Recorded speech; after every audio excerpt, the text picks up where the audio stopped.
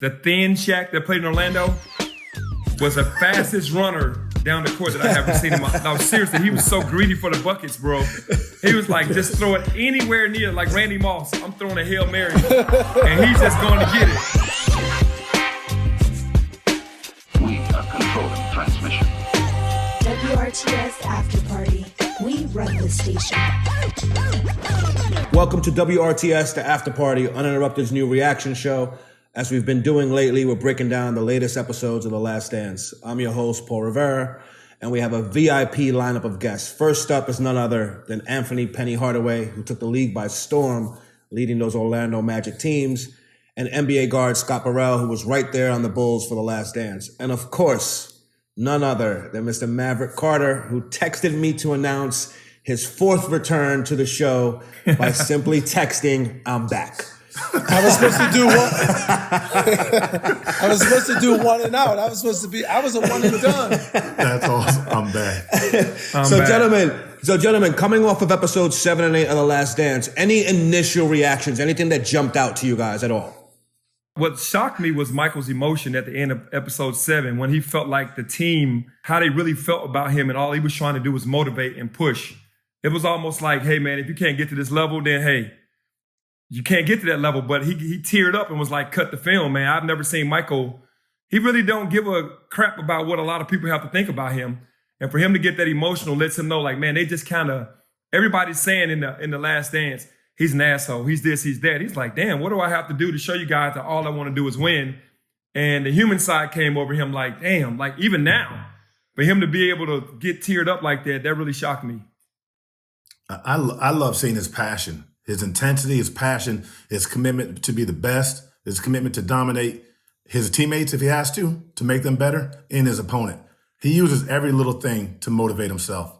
But like Penny said, I was amazed to see how much he broke down after hearing his teammates talk about him. But like for someone like me, I needed that. I had it back in college with Coach Calhoun. It didn't bother me at all.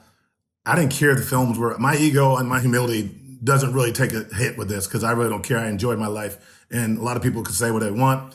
They wish they were us playing in the league. But I enjoyed seeing him give it all he got and express how he felt about every practice, about everything that motivated him. I love his intensity. I want to go play right now. Just joking. I'm like Scott too. I mean, I watch it going like, damn, I want to play. It does get you fired up. If you're a ball player like we all are, and like many people are watching this, it gets you fired up. And I was sitting there going like, in some way, I would have loved to be Michael's teammate. Like, sure, we probably would have gotten to it. I probably would have bucked back and maybe even got kicked off the Bulls or traded away. But like, I like that edge, you know, like that's not my personality. I don't bring that edge, but if somebody brings it, I'm cool with it.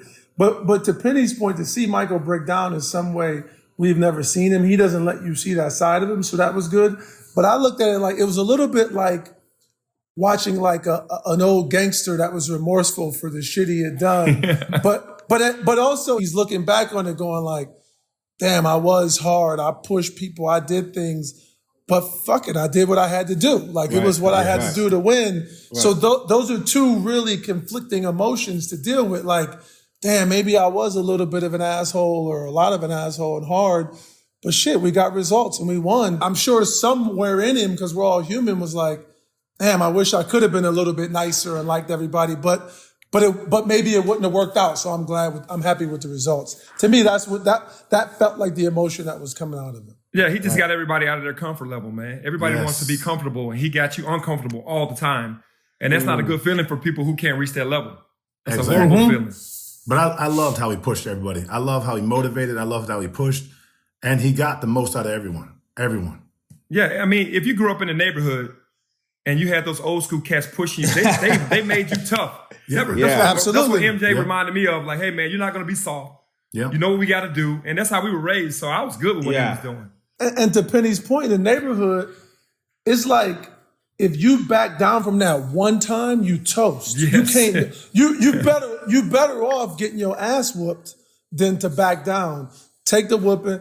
The next day, they might leave you alone. Like, okay, respect. But if you back down one time, you got two options: don't come out the house no more, or move. Facts. And for me, the biggest takeaway was a little surprising because it was the most obvious thing. Obviously, everyone knows MJ retired in 93. I didn't realize he retired in October, just weeks before the start of the NBA season. So for you two, Scott and Penny, you guys were both drafted in 1993. I can only imagine, I don't want to speak for you two, I grew up with an MJ poster in my room, in my dorm room and all of those things. I'm guessing you guys are chasing this guy. He's the GOAT, right? He's G-O-D, all these things. You're preparing, and he retires your rookie year. What are you guys thinking when this happens? To be honest, I'm thinking about there's a lot of other people that could bust my ass. So that was just one less person. There was one less person I had to worry about. So, I would love to have played against him that year, but hey, there's a lot of other people. You still had Scottie Pippen on that team to worry about. And I can remember Scottie coming into Charlotte, giving me 28 in the first half. There's a lot of lessons. Dominic Wilkins still had to play. There's so many other stars in the league that were unbelievable. But you always want to play against the best. And he ended up coming back. And we all got our lessons. Yeah, no, for me, it was the total opposite. I was mad as shit. I was like, damn, I'm not going to get a chance to play against MJ. I wanted that action. I really did because I had been watching him so long and knew how great he was. I was like, I want to guard this guy and see what it's really like. But also he has to guard me. And that was my thought as a rookie. It was going to be respect, but I knew I was going to have to bring it to get respect. And I wanted to have that opportunity. I was disappointed that I didn't get a chance to play against him because he was the greatest. And I felt like that I needed those measuring sticks for myself to see. I knew where I needed to go. I knew what he had done. So when he left, obviously it was devastating. But I did say I still have to do what I have to do. I did not expect him to come back though. Penny, for you, you were a young guy, but you quickly became it was probably you and Grant Hill were the two best perimeter players at the top of the league right away. Grant was there and you were there because Michael was gone. The next two guys were you thinking like, damn, now this is an opportunity for me to be the best guard in the league? Or was it too early for you as a rookie and you wasn't thinking like that? You just wanted to hoop? Yeah, no, I wasn't really thinking like that. I was really just coming in knowing that I had to make a name for myself. And I had a list and it was on. Every game was going to be, I got to prove who I am, what I had to do, and make people start saying my name immediately when I first stepped into the league. Like, this young cat is bringing it. So that's what my focus was really on that. One thing that surprised me, and I don't know, Mav, if you saw this, LeBron tweeted out tonight that he cried at 9 years old when MJ retired. Mav, you grew up an MJ, a huge MJ fan as well. Can you put into context, maybe for some of our younger viewers and listeners, MJ retiring in 93, like, how big was that? This guy was at the top of the game. Like, can you put that into perspective? Yeah, I was thinking about it. I did not see LeBron's tweet tonight, but I was just thinking about it. Like, I remember MJ retiring. It was like, it was just strange because all the great athletes before him, NFL quarterbacks and NBA stars and boxers had went long into their career, and he was obviously retiring at the peak. He just won the championship. He was far and away and clearly the best player in the league. It just felt like a void. It felt like you were losing a family member, almost like something, a part of you, because basketball feels so much, even if you're just a fan, as a family and a community that you're a part of. And like for the best guy in the world to step away, it was like I was so, as a kid and as a fan, I was so committed to Michael Jordan. I bought the sneakers, I bought the posters, I bought the magazine. It was like, oh shit, he just quit? It was like, oh man, it was literally like I had lost a family member. But for me, watching tonight's episode, I shed a tear tonight. Because when you see a man that's Teflon Mike and tough, and he goes at you every day and he prepares you to be better and on the court and in life, and when you see him break down, it kind of made me shed a tear. Because he's done a lot for me. The 1 year I played with him, I don't know if I ever get a head coaching job because if I didn't play with Mike. It's hard for brothers to get coaching jobs. And obviously winning a championship might have helped me a little bit. But he's done a lot for me in that 1 year playing for the Bulls. Yeah, at that moment when I was coming in and he retired, I didn't understand the magnitude of it. I was a young dude ready to get after it. Watching tonight, I was like, Scott, I got emotional because I saw the magnitude of it really for the first time and said, this guy was so great. And for him to get to that point at the height of his career to where he wanted to leave and said he was okay with that, I got a little emotional about that because that was tough.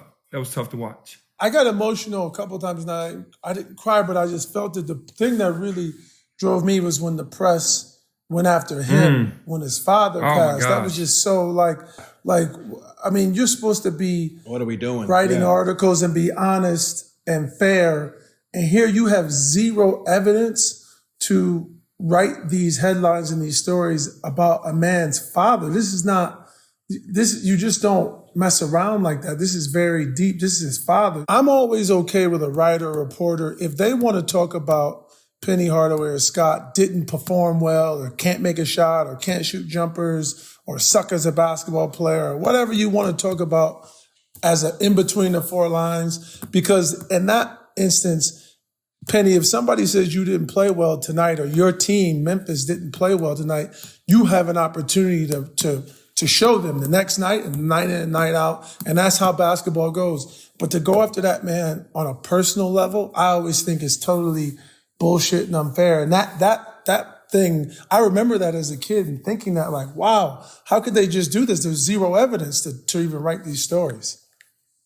So let's fast forward March 1995. This old thing that our young listeners and viewers won't know what we're talking about, a fax machine. 2 words. I'm back. I'm back. Right? You're both in your second year in the league. You're both on the Eastern Conference playoff teams. Penny, you played against MJ his 3rd game back. I don't know if you remember the game. I'm guessing you do. You had 22. Mike had 21. Talk to us about that, like the lead up, your first time playing against MJ. What was that night like? I was hyped because we was the new kids on the block, bro. I mean, think about it. We was rolling. Like, that was our year. So with Mike coming back, I was like, okay. Talk to Shaq. I'm like, man, it's on. I'm going to get a chance to play against MJ. And you could tell when he came back that he wasn't. I knew the difference now. Don't get it twisted. We understood coming back from baseball from where he was right before he retired. So, but still, to be on the floor with him, it was crazy because I kept looking at him like, damn, he came back and he's actually out here. So that was a fun night for me. Penny, had you ever in pickup or like anywhere, had you ever played against him before? Or was that your first time ever on the court? That was my first time ever on the court with him. Well, you know what? I'm sorry. I have to go back. I take that back. We had the Scottie Pippen All-Star game that Michael and I played together in that game. And Michael hit 53 and I hit 42. It was at DePaul. And what Scottie did, he pissed MJ off because he put all the Bulls players on one team and put Michael over. He put Michael over with us. And, man, that pissed him off, man. It was me, Jason Kidd, Gary Payton, Michael Jordan. And that was enough right there. That just pissed him off, and he killed it. But, yeah, I'm sorry about that, man. I forgot about that game. Got it. Scott, what do you remember? You were out in 95 due to injury, but number 45 in the 95 playoffs. Yeah, I just remember wishing I had the chance to help my team. That's when I was young and athletic too. I was stronger and athletic, and my body wasn't broken down by then. I had a lot of surgeries in my time playing, but I just wish I had that chance to play against them in the playoffs to knock them out. But I had to wait a couple more years to play against them. Penny, you guys famously took down MJ in 6, I believe, that year. Talk a little bit about like that series and even post the series once you guys beat them, taking down the GOAT. What was that locker room like? Yeah, it was crazy because, it was so much tension between Horace and the Chicago Bulls and the city of Chicago because he had left them to come to us. And for us to be playing them, we had home court advantage. And MJ comes out in the 45. The mystique of the Bulls, they don't lose in the playoffs. So we're like, man, this is our show. Again, this is our show. They're going to have to come through us. And we were ready for it. And in game 1, obviously, Nick steals the ball. He tips it to me. I go down and give it to Horace. Horace dunks it. And then MJ throws the ball away trying to get it to Scottie. And we win game 1. He comes out in number 23, and I'm like, okay, oh shit, all right. I'm a basketball player. I'm understanding what he's doing to himself. He's psyching himself. Psychological. Like, forget the 45. I'm 23, and he had a hell of a game in game 2. And we went back to the drawing board and was like, hey man, let's just stay on him. Let's keep length on him. Let's just try to contest. He did not like the United Center because he didn't have his eyes down. It wasn't Chicago Stadium, so. There was a lot of factors that went into that, but we just tried to make him as uncomfortable as possible. And Horace Grant had the series of his life. Yeah, he did. And he had the series of his life. He almost didn't miss a shot for the entire series from 15 feet out. And I remember Shaq and them holding him up, and I never was ever involved with any of that. And I looked at that. I'm telling you guys, listen. I knew not to wake him up. When they held Horace up, oh my God, I said, man, they should not have done that. I honestly said that day. Penny, was Horace different in the locker room, in the hotel, on the plane in that series? Oh, yeah. No, he was locked in. He knew. He was sending messages to y'all like, fuck them, let's fuck them up? No, he was just saying that shit like, man, I want to beat these cats so bad. He really wanted to beat them. He had a deep, like, hatred kind of like because they didn't renew his contract and all the stuff that Michael supposedly did to him personally. And he was like, I want to beat these dudes. And for him to have that, on his side the very next year, oh, man, it's crazy. And Penny, you said when you saw that warm-up come off and you saw the number 2-3, you were like, ah, shit, okay.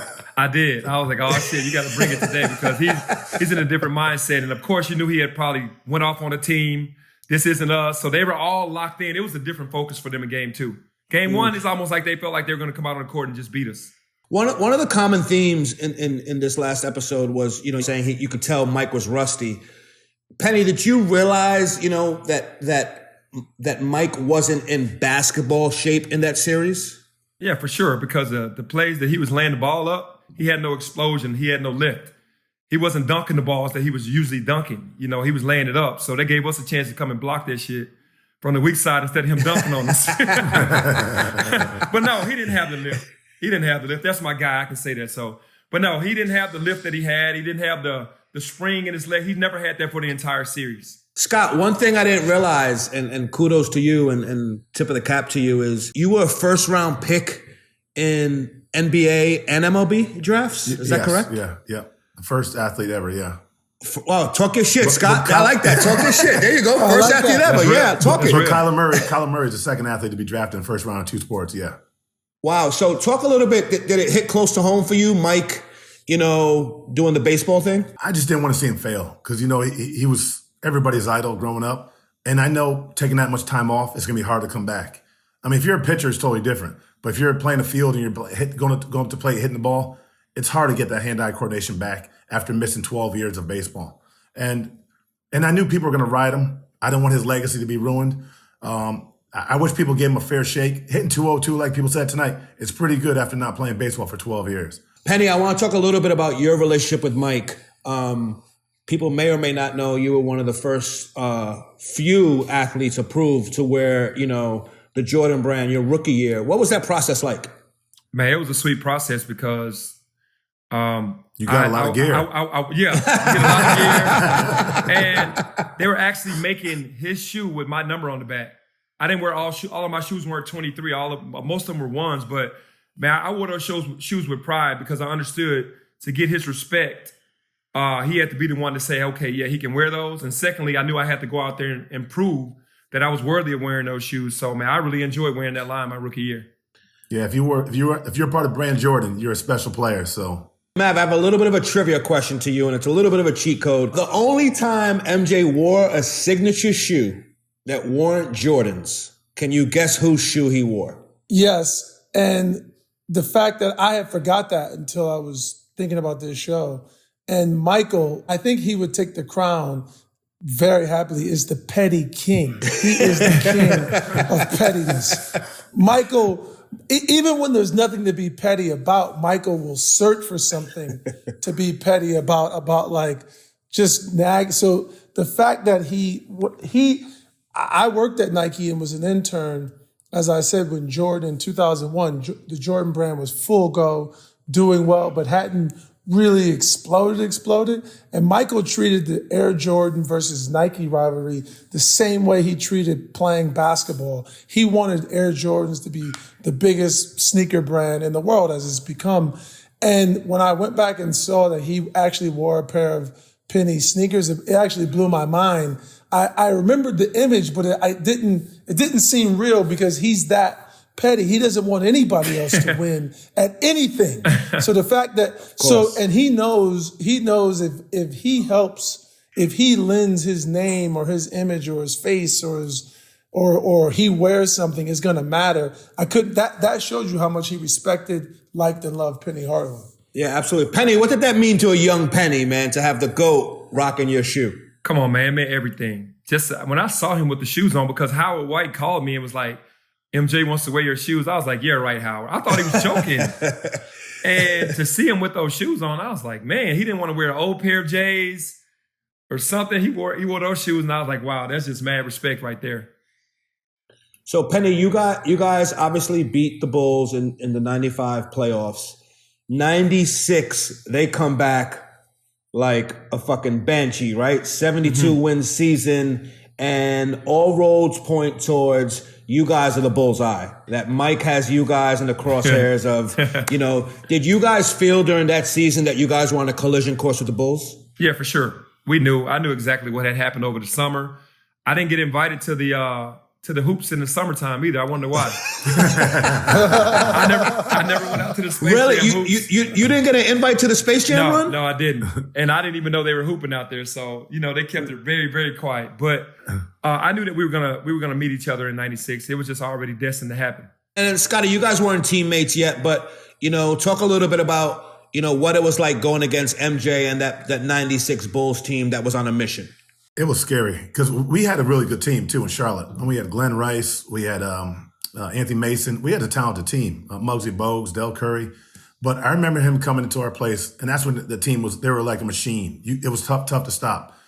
They came out to a 22-0 lead against us.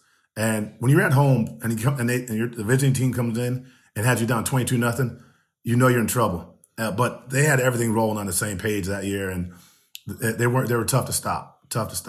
Scott, what year did you join the Bulls? 97, 98. That's only one year I played with Chicago. That's why I just wish I had one more year to feel comfortable about being there. I never got comfortable. He doesn't let you in until you earn his respect. And I just wish I was there for one more year. I'd have been a better player. I'd have been more relaxed. I'd have made more shots and played better D. But I just wish I had another year to play and grow.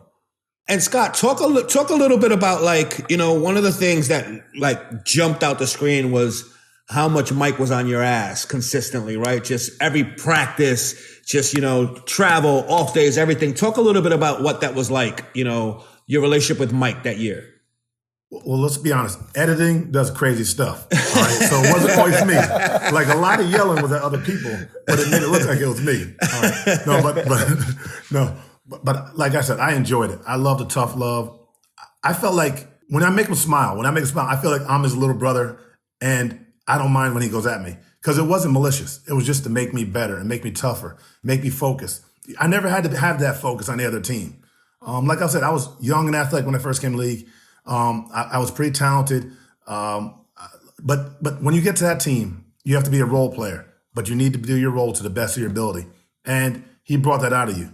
I mean, if you're going to hang out and party or enjoy life or win a championship here, you better bring it in practice to prepare yourself for the best and the toughest games you're going to play all year. Scott, did you ever wonder why me? Why is he fucking with me today or this No, season? you know why? Why is it me? I was the newest guy. It was 4 new guys. It was me, Joe Klein, Rusty LaRue, and Keith Booth. And I'm the only one that got a lot of minutes. So I knew why it was me. Hey, Scott, can you talk a little bit about like one of the big things, they showed, obviously they talked about Steve and the fight, but one of the things this episode focused on was really like practices, how much pressure he put on guys. Can you talk a little bit about maybe something that didn't come across in the doc? Just what were those practices actually like? Practice was harder than games. Because he prepared you for situations. He would go at you every day in practice, but you know what to do during games. And if the starting 5 in Chicago was going at you, you could face anyone else in the league. So being on the second unit, playing against Dennis, Scotty, Michael, Tony Kukoc, and having Big Luke in the middle or Dennis, or someone else in the middle, you knew you could play against anyone else in the league, especially when they were 2-time champs before I got there. He was like that no matter where he played. I remember the first time I met Penny. Penny may not remember this. The first time I met Penny, I must have been 19 years old. We were at Hoops the Gym. It was like 2001 or 2. Penny, they used to have runs at Hoops at this little gym where Tim Grover there was this little workout room upstairs. Remember Penny is tiny. Yeah, no doubt. Yeah. Only 2 or 3 people could work out in there. Yeah. Probably like 2. And then everybody would come in, get their workout in, and afterwards there would be runs. And I was there because they had invited LeBron there. Do you remember this, Penny? Absolutely.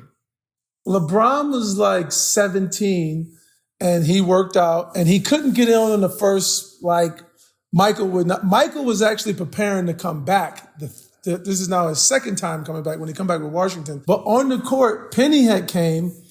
Rest in peace, Smitty had brought you up, Penny. And Penny was working out. I don't know what year you were in, but Penny was actually, it was Michael and Penny was LeBron's favorite player. So he was just like a deer in headlights hold to on, be man. there. Man, he left me out. That's true. I'm sorry. Go ahead. I'm sorry to mess your story up. No, it's true. My bad. But I was there because I was with Bron and got to see the run, see guys work out. Oak was there, Penny, Paul Pierce, Michael, they called them the baby Bulls. Then the Bulls were young, had like Jamal Crawford, Ron Artest, a bunch, Eddie Curry. Tyson Chandler. They were all Tyson Chandler. The kid who went to Iowa State, Penny, Marcus Fizer. Oh, yeah, Marcus Fizer, all those guys. Marcus Fizer, all these guys. So Penny was there. You know, Penny can ball, but Penny a down south guy. You know, down south guys is taking, you know, they easy going when he now on the court. And on the court, Michael and Twan. It was Michael and Twan, Penny. Oh my God. They were, I mean, all I day.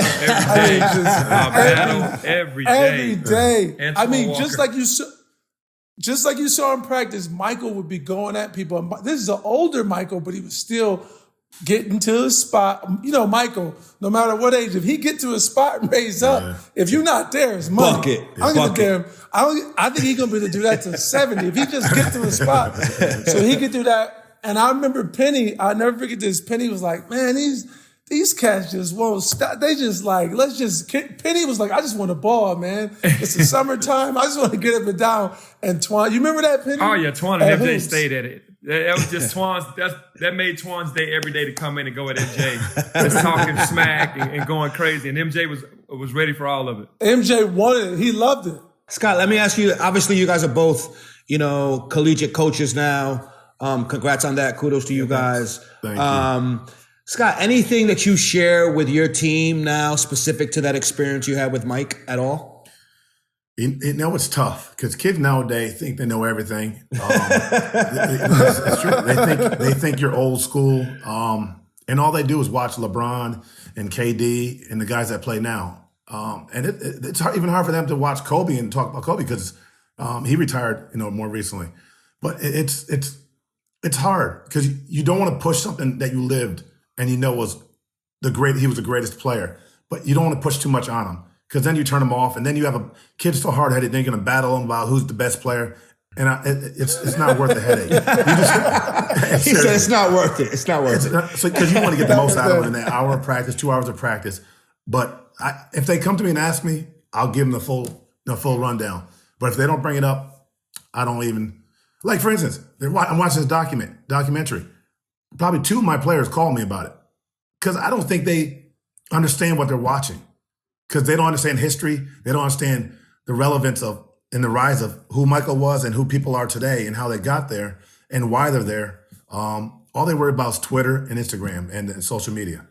Do you think the players you got now, or young players in general, could take the type of things we saw Michael putting the rest of the Bulls through in practice? No. They would ask for a trade, number 1, or fight Michael, number 2, and ruin their lives. Or number 3, go right to social media and blast them. Exactly. They can't take it. But like everybody that says stuff about everybody on social media, they couldn't take it. That's why they're saying negative things. You know what I'm saying? But like I said, they want to be you. You know what I'm saying? But it's a game that we love to play. We're getting paid a lot of money. If somebody pushing you and challenge you to be better, what's wrong with that? What's wrong with that? He's not physically doing anything to you. He's just talking shit to you. Just prepare yourself every day and get better. Mm-hmm. Penny, let me ask you, like I have a 15-year-old son. If I say the name Penny to him, he would say the dopest sneakers ever. I don't know if he says like the dopest point guard, if he's ever actually even seen you play. Your players, and you're one of the best recruiters, coaches in the game. Do your players realize what a great player you were? Like, what's that like? Or they look at you just as coach? All I can do is say thank God for YouTube, dog, because that's it.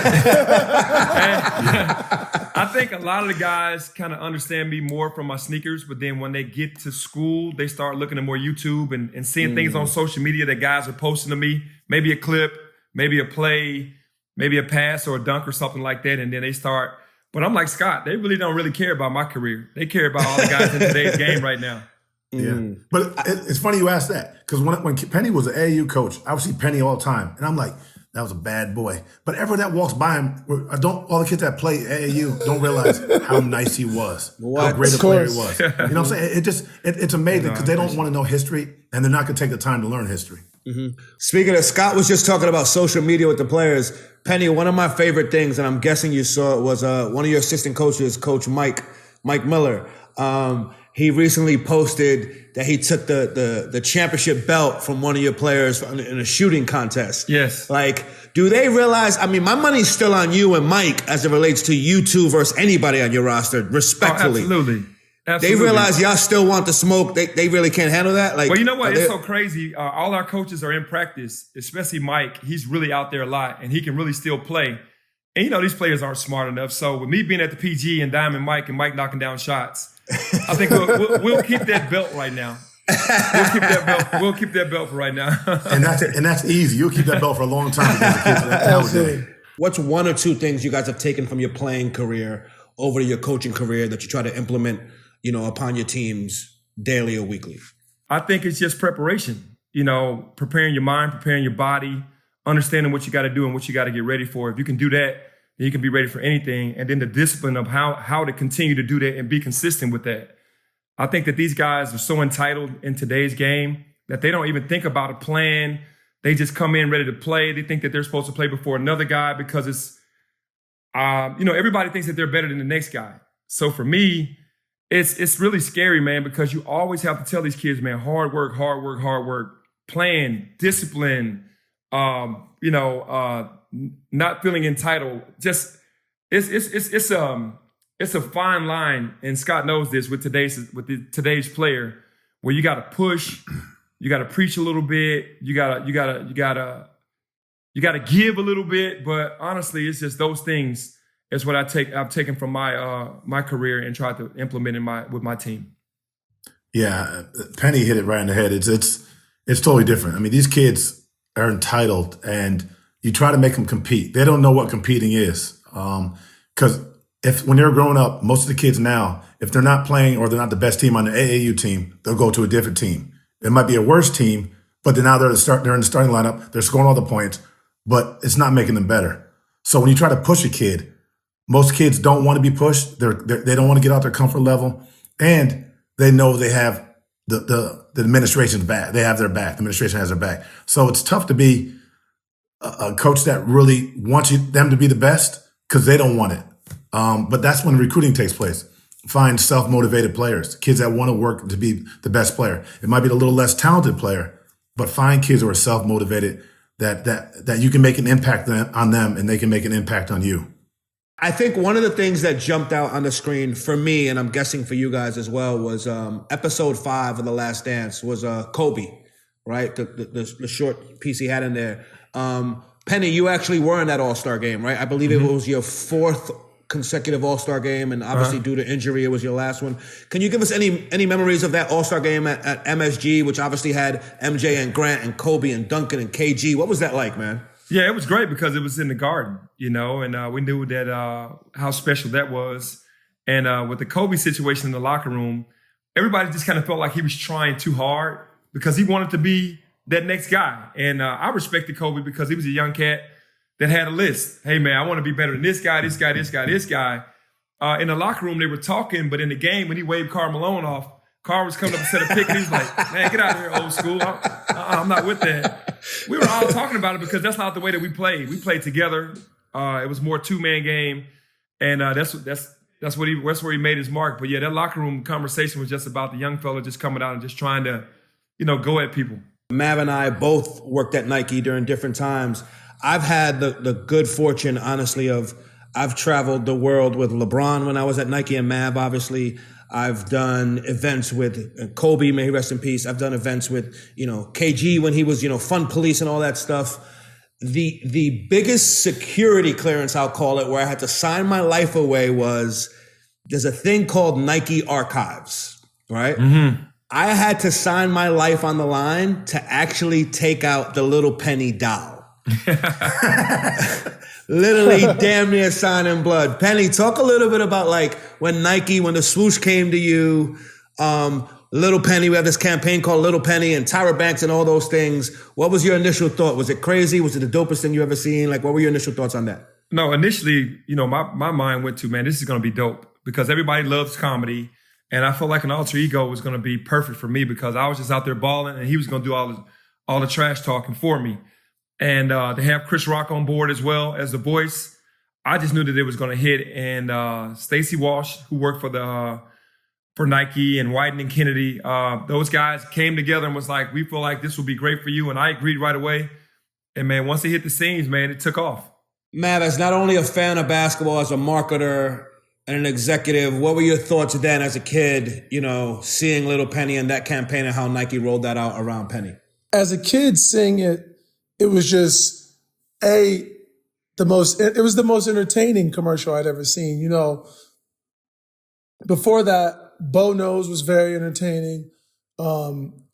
Mars and Mike, Must Be the Shoes, Mike was very entertaining. But Little Penny was the first truly, like, you watched it and went like, I think I could watch 90 minutes of these two characters, Penny and Little Penny. It was the first commercial that I had seen and I felt that way about. Michael's commercials were great, but a lot of them were about his winning or his competitiveness. This was pure entertainment. Mike and Spike was pure entertainment, but Penny and Little Penny was pure entertainment. And it just felt like it just had chapters and storylines that could go on. And I never seemed to get enough of it. It seemed like you always wanted more. But as I grew later and became, got the good fortune of working at Nike and started understanding and learning about storytelling and marketing, it actually became even smarter to me because you realize as a technical marketer, they had Penny, who was at the time, one of the greatest athletes in the world, but didn't necessarily want to be on camera being the guy. That wasn't his thing. So they built this mechanism, and the mechanism was literally a puppet that became his alter ego. So that's true storytelling, movie making, marketing. That's like the greatest form of marketing and movie making, when you build kind of an alter ego, a character that lives. And it's really Penny talking. When you go back and look at it, it's really how Penny feels, but they articulate it through another mechanism. It was just, when you go back and look at that, that's like genius to be able to come up with that idea. Scott, you played with MJ, obviously, and Penny, you played with Shaq. What's it like playing with a figure bigger than maybe even the game? Can you guys talk a little bit about that? Like what it's like playing with someone so dominant? Off the court, it's nothing like it. Playing with MJ, every hotel, you had thousands of people. Every time you went to an arena, there was people waiting outside the arena. Every hotel you stayed in, it was crazy. It was like a rock band for sure. But also, you knew everybody was coming at MJ. So you knew you had to prepare yourself to help MJ. Like one thing he does, he talks all the time is, people weren't gonna say, I beat Chicago Bulls with Scott Burrell or Steve Kerr. Yeah, they're not saying that. They're coming at MJ. So if you don't do your job to help him and back him and make his job easier, you failed. And that's one thing you had to realize every night you stepped on the court. It's about Chicago Bulls on your jersey, but about the second battle is about MJ and nobody else. Yeah, and for me playing with Shaq, man, it was phenomenal because Shaq understood what he needed to do from day one. Like he was like, okay, for me to get buckets because everybody's going to foul me, I'm not a great free throw shooter, I got to outrun everybody. The thin Shaq that played in Orlando was the fastest runner down the court that I ever seen him. No, seriously, he was so greedy for the buckets, bro. He was like, just throw it anywhere near, like Randy Moss. I'm throwing a Hail Mary, and he's just going to get it. And I was so amazed at watching that, like, man, this guy just understands that he needs to be the first down the floor. So I've never seen anybody run the floor like that. Secondly, he was always trying to find ways to get better because he always heard about his weaknesses with free throw shooting. He got a shooting coach. Buzz Braidman was his name. He was our shooting coach and worked on free throws. He said, I need another move. He worked on a turnaround jump shot, which he mastered. He really made that shot at a high percentage. He already had the jump hook. And then, of course, off the floor, everybody loves Shaq. I mean, to see going to the hotels, it might not have been as many people as MJ, but it was a ton of people everywhere we went. And in every arena, it was always packed to see him play. And no matter what they tried to do to him, man, they could not break him. They couldn't break him. He was just unbelievable, man. And the funniest dude, that always joking, the biggest kid on the team, man. Somebody's sleeping on the plane. He's trying to wake you up with whatever. He's the biggest kid. So it was fun playing with him. Before we wrap, it's time for our closing segment called No Bullshit, where we keep it real on a topic not covered in the doc. The topic this week is untold practice stories. Scott, you had the privilege, I'll call it privilege, of going up against Mike and Scotty every day in practice. But my opinion is the doc probably only scratched the surface of what those practices were like. Yeah. Is there an untold story you could tell us about what practice was like with MJ, Scotty, and Dennis? And if you played with Dennis, there has to be a story. Well, yeah, Dennis would miss. Everybody knows Dennis would miss once a week or once every 2 weeks in practice. Everybody knew that already. I mean, that's what was amazing about the whole doc. Okay with it? Yeah, because when he came back, he was going to give numbers defensively and play and get rebounds. But like seriously, he would take a fun bus out at least once or twice a month and never come back to practice for like 2 days. And the funny thing about it, watching this documentary, I didn't know he went to Vegas because I was so used to him missing practice every now and then. But the best story I had was when I played him one-on-one. And I should have beat him. I had a chance to beat him. You played who? Dennis or Michael? No, MJ one-on-one. I was up 6'5". Harp's watching the game. You know Harp's going to kiss his ass. So MJ traveled. So he said that he didn't foul me. But then again, I should have had the ball back. MJ ends up winning 7-6. And he says, I say, let's play again. He goes, why would I play you? So you can tell your family you beat Michael Jordan? What am I going to tell them? I beat Scott Burrell. And the best part about it, he said, what are they going to do? Slap me in my face? I tell them that. So that was the best part of the whole story. It's like, I mean, it's fun. It's fun. But I love, I enjoyed playing with that team. I loved Harp. I still talk to Ron Harp a lot. Steve Kerr, Scotty, Michael. I enjoyed the camaraderie of that team. It was a team that was bonded together to win championships. Penny, one of the big topics in this doc has been, was highlighting the 92 Olympic team, right? The Dream Team. Yeah. You were part of the 96 Dream Team, and I call it the Dream Team deliberately, right? Another collection of absolute legends, and you guys won gold. Is there a practice or scrimmage from the 96 team that year that you can share with us that stands out to you? Man, I got stories from the 92 because I was on the select team from that team when we beat them there. Wow. And I was talk a little bit about that. Talk your shit, Penny. No, I'm just saying. Lee Grant Hill, Rodney Rogers, Jamal Mashburn, C. Webb, Bobby Hurley, Allen Houston. We all went down there, man, and you could tell they were kind of taking us lightly. But my thought process was me and Grant and Allen, we were like, yo, and Rodney and Jamal, hey, let's go at these dudes. We just wanted their respect. That's all we were thinking about. And we started winning. And MJ was on the sideline, and it was Magic, like David Robinson, Clyde Drexler, and those guys. And we're thinking, these are still pros. Even though Larry Bird was on the sideline because he had a back injury. But these are still Hall of Famers, bro. And we're out here just balling, John Stockton, and we beat them. And I know they were very embarrassed because they did not know we were going to come at them like that. And then the next day we came to play, and they beat the crap out of us, man. The game got way more physical, and man, they showed us where we were and where we needed to be. And it was just, hey, man, this is nothing to play with. You guys got lucky yesterday. Today we're going to show you the real NBA. So that was fun. But as far as the 96 Olympics, all I can remember every single day was Karl Malone going at Charles Barkley. Scottie Pippen and Grant Hill was a real problem because Scottie wanted to show Grant, I'm that dude. And then me and Gary Payton. And we were all just and Gary was going at John. So we all were kind of teammates, but it was almost like these one-on-one battles that we kind of wanted to go at each other. And that was fun, bro. That just every day it was something. Charles and Mailman almost fighting every day. Really? Every day? Almost fighting every day. Yeah, they never got along. And I think for people that are watching this or listening to this, the select teams there, it's kind of fresh meat. It's there to kind of give some competition, a good run. It's not there to win, right? Right. Did you guys realize that was a big deal as you guys are doing it? Like, oh shit, we just beat the Dream Team? We didn't get the memo about losing on purpose.